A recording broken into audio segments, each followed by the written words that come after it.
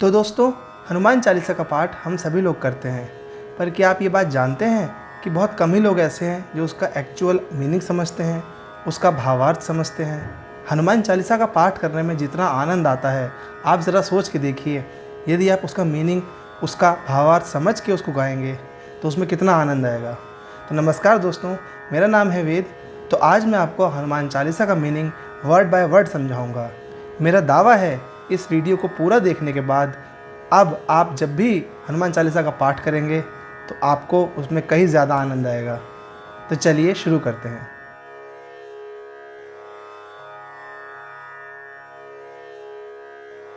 श्री गुरु चरण सरोज रज, निज मन मुकुर सुधारि। बरनउँ रघुबर बिमल जसु, जो दायकु फल चारि। श्री गुरु चरण सरोज रज। गोस्वामी जी कहते हैं, हे मेरे गुरु, श्री गुरु चरण, मैं जो आपके चरण हैं, सरोज रज, सरोज यानी पंकज, पंकज मतलब कमल, कमल के समान जो आपके चरण हैं। निज मन मुकुर सुधारी, उसकी महिमा से, उन चरणों की महिमा से, निज मन, मैं अपने मन को, मुकुर यानी दर्पण, मेरे मन का जो दर्पण है उसको सुधारता हूँ, उसको पवित्र करता हूँ। तो आपके चरणों की धूल से मैं अपने मन रूपी दर्पण को पवित्र करता हूँ, अपने गुरु से गोस्वामी जी कह रहे हैं। बरनउँ रघुवर बिमल जसु, बरनउँ यानी मैं वर्णन करता हूँ, रघुवर प्रभु श्री राम, विमल जसु, जसु यानी यश, उनकी महिमा, उनका जो यश है। विमल जसु, विमल यानी जो निर्मल है, निश्चल है। तो रघुवर का जो यश है, जो निर्मल यश है, उसको मैं वर्णन करता हूँ। जो दायक फलचारी, जो रघुवर दायक देते हैं फलचारी, चार फलों को। तो हिंदू धर्म में चार फल यानी धर्म, अर्थ, काम और मोक्ष। तो इन चारों फलों को देने वाले जो रघुवीर हैं, उनके निर्मल यश का मैं वर्णन करता हूँ।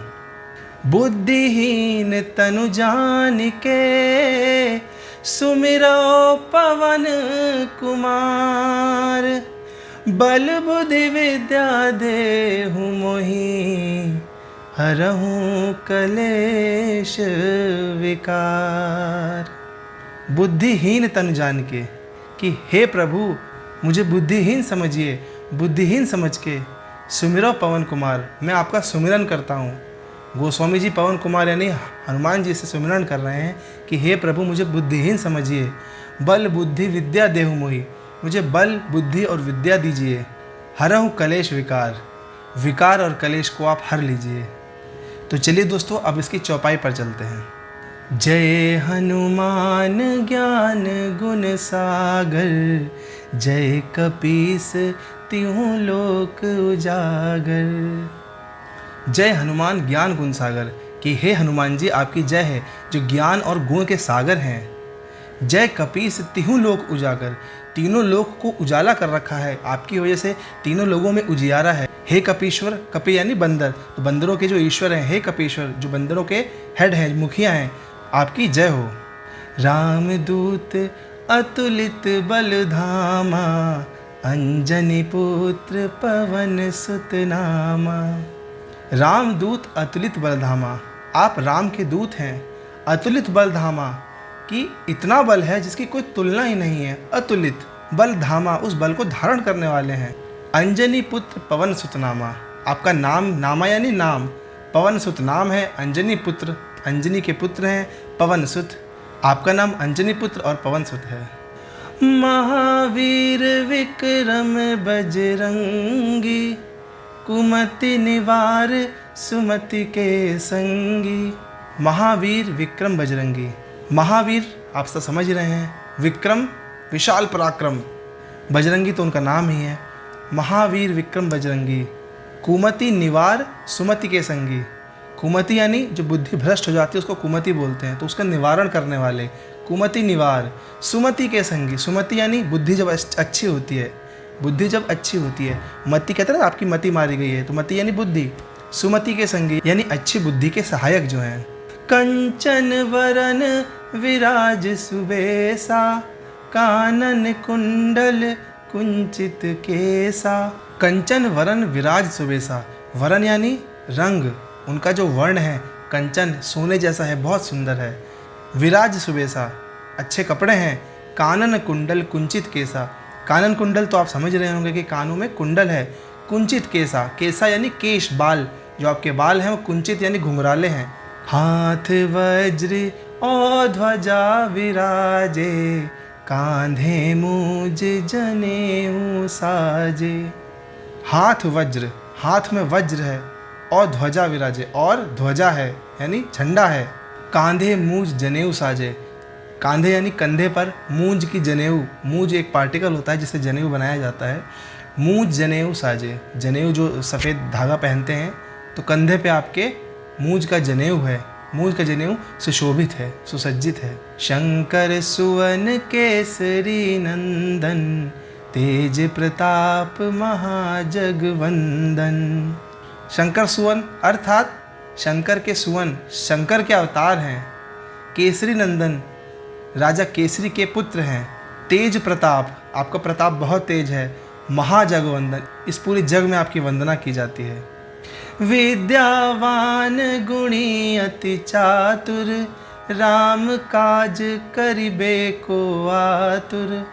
विद्यावान गुणी अति चातुर, विद्यावान विद्या के धनी हैं, विद्या से परिपूर्ण हैं। गुणी अति चातुर, गुणी तो है ही हैं, अति चातुर, चालाक भी बहुत हैं। राम काज करिबे को आतुर, कि राम काज, प्रभु श्री राम का काज करिबे, करने के लिए आतुर, हमेशा तत्पर रहते हैं, हमेशा एक्साइटेड रहते हैं कि प्रभु श्री राम का काम कब किस तरह से करने को मिल जाए। प्रभु चरित्र सुनिबे को रसिया, राम लखन सीता मन बसिया। प्रभु चरित्र, प्रभु का जो चरित्र है, उनकी जो कथा है, उनकी जो स्टोरी है, उसको सुनने के लिए आप बहुत रस लेते हैं, आनंद लेते हैं, बहुत मज़ा आता है आपको प्रभु श्री राम की कहानी सुनने में। राम लखन सीता मन बसिया, तो ये तो अपने आप में सेल्फ एक्सप्लेनेटरी है। राम लखन सीता मन बसिया, अपने मन में आप प्रभु श्री राम, लखन भैया और सीता माता को आपके मन में ही बसते हैं। सूक्ष्म रूप धरि सियहि दिखावा, विकट रूप धरि लंक जरावा। सूक्ष्म रूप धरि सियहि दिखावा, छोटा सा रूप, सूक्ष्म यानी छोटा, छोटा सा रूप रख के आपने माता सीता को दिखाया अपना छोटा सा रूप। विकट रूप धरि लंक जरावा, कि लंका जलाने के लिए, लंक जरावा, लंका को जलाने के लिए विकट रूप, बड़ा सा विशाल रूप आपने तैयार कर लिया था। तो दोस्तों, ये आप स्टोरी जानते ही होंगे कि जब सीता माता अशोक वाटिका में बेचारी अकेले बैठी थी, प्रभु श्री राम का इंतज़ार कर रही थी, और हनुमान जी प्रभु श्री राम का दूत, उनका सेवक, उनका एक तरह से मैसेंजर बनके सीता माता के पास गए थे। तो माता सीता के मन में संदेह हुआ था कि ये छोटा सा वानर है, ये क्या कर पाएगा, ये छोटा सा वानर है, प्रभु श्री राम इसी तरह के वानरों की सेना लेके आएंगे क्या, राक्षस इतने बड़े बड़े हैं। तो उनके मन में ये डाउट था। तो गोस्वामी जी यही कह रहे हैं कि सीता माता को दिखाने के लिए आपने छोटा सा रूप रखा था, सूक्ष्म रूप धरि सियहि दिखावा। तो उनके डाउट को क्लियर करने के लिए तो आपने एकदम विशाल रूप कायम कर लिया। तो इतनी कैपेबिलिटी थी उनके पास। भीम रूप धरि असुर संहारे, रामचंद्र के काज सवारे। भीम रूप धरि असुर संहारे, भीम यानी विशालकाय, विशालकाय रूप रख के भीम रूप धरि, धरि मतलब रखना, असुर संहारे, असुरों का संहार किया। रामचंद्र के काज संवारे, कि प्रभु श्री राम के काज आपने संवार दिए, उनके कार्य आपने कर दिए। लाए सजीवन लखन जियाए, श्री रघुबीर हरषि उर लाए। लाए सजीवन लखन जियाए, संजीवनी बूटी को ले आए आप, लखन जियाए, लखन भैया को आपने जगा दिया, उठा दिया। श्री रघुबीर हर्षि उर लाए, यानी श्री रघुबीर ने हर्षि, खुशी से उठकर आपको गले लगा लिया, आपको हृदय से लगा लिया। रघुपति कीन्ही बहुत बड़ाई, तुम मम प्रिय भरत सम भाई। देखिए प्रभु श्री राम क्या बोल रहे हैं, रघुपति कीन्ही बहुत बड़ाई, कि प्रभु श्री राम ने आपकी बहुत बड़ाई करी। तुम मम प्रिय भरत सम भाई, और बोला हनुमान जी को कि हे बजरंगबली, हे हनुमान जी, तुम मुझको अपने प्रिय भाई भरत के समान ही प्यारे हो। देखिए कंपैरिजन, देखिए कोई डायरेक्ट रिलेशन, कोई ब्लड रिलेशन तो था नहीं, लेकिन इतनी हेल्प करने के बाद प्रभु श्री राम ने उनको क्या दर्जा दे दिया। सहस बदन तुम्हरो यश गावे, अस कहि श्रीपति कंठ लगावे। सहस बदन तुमरो यश गावे। बदन यानी शरीर, मतलब यहाँ मनुष्यों की बात हो रही है। सहस मतलब हजार, मतलब हजारों लोग तुम्हारा यश, हजारों लोग गाएंगे, हजारों मुखों से तुम्हारा यश निकलेगा। अस कहीं श्रीपति कंठ लगावे। प्रभु श्री राम ने हनुमान जी से ऐसा कह के उनको अपने कंठ से लगा लिया, अपने गले से लगा लिया। सनकादिक ब्रह्मादि मुनीसा, नारद सारद सहित अहिसा।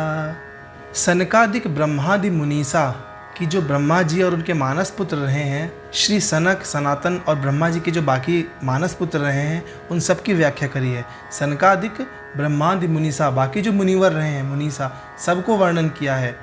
नारद सारद, नारद जी, सरस्वती जी सहित अहिसा, इनको लेकर के शेषनाग जी और बाकी जितने भी देवी देवता हैं, कि ये सब मिलके भी अगर हनुमान जी का गुणगान करें, उनकी व्याख्या करें, तो भी पूरा नहीं कर सकते। इसमें ये कहा गया है कि हनुमान जी की व्याख्या करने के लिए, उनका गुणगान करने के लिए, उनकी प्रशंसा करने के लिए इतने सारे देवी देवता भी अगर साथ में उनकी प्रशंसा करें, तो भी 100% उनकी प्रशंसा को जस्टिफाई नहीं कर पाएंगे। जम कुबेर दिगपाल जहाँ ते, कभी कोविद कहीं सके कहाँ ते। जम कुबेर दिगपाल जहाँ ते, कि जम यम यमराज, कुबेर तो आप जानते ही हैं। जम कुबेर दिगपाल, दिगपाल यानी दिशाओं की जो रक्षा करते हैं, उस देवता को दिगपाल कहा गया है। जहाँ ते, जहाँ तक ये जो लोग हैं, कवि कोविद कहीं सके कहाँ थे। कवि कोविद यानी कवि, कोविद कोई भी विद्वान, कहीं सके कहाँ थे, कि इतने लोग भी कह दें तो भी कहाँ ही कह पाएंगे।